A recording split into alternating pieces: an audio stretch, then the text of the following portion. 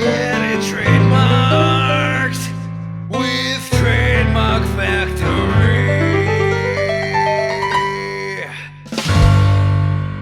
Hi, I'm Andre Minkov, the founder of Trademark Factory, the only firm in the world that offers trademarking services with a predictable result for predictable budgets. Our trademark agents and trademark attorneys will help you trademark your brand with a free comprehensive trademark search for a single, all-inclusive, flat fee with a 100% money-back guarantee. I'm famous for explaining intellectual property so that a 9-year-old would understand. And today's question I'm going to answer is, what does confusingly similar mean? What is confusion? So from the trademark perspective, confusion is not about, I'm confused, I don't know what I'm looking at.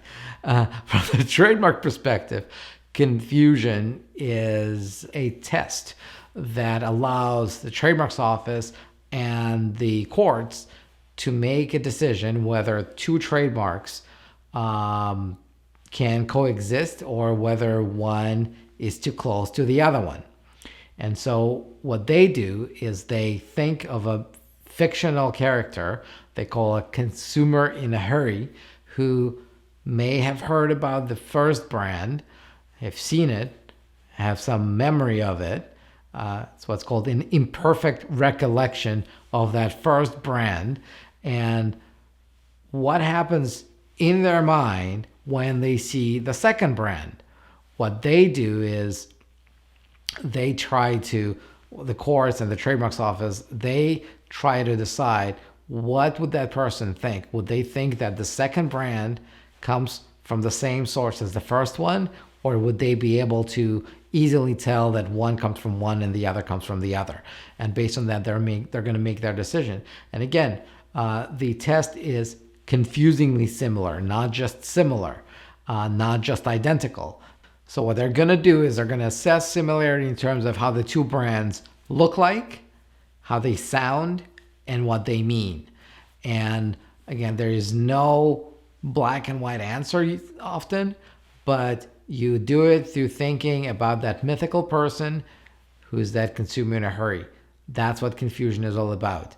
And at that point, when you start going through that analysis, you're like, I don't really know what the judge is gonna decide, but there's a lot of cases that will help you make that determination. And if you have professionals helping you with that, you're gonna have a pretty good idea.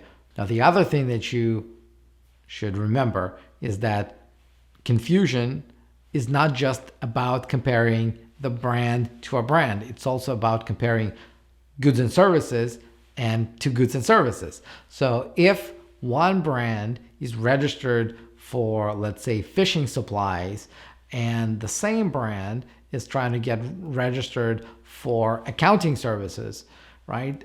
Even if it's the same name, the name is identical, there is no likelihood of confusion, because people who buy accounting services, they will know that the same company is very unlikely to also sell them fishing supplies, and the other way around. So that's also a big important step in the likelihood of confusion analysis.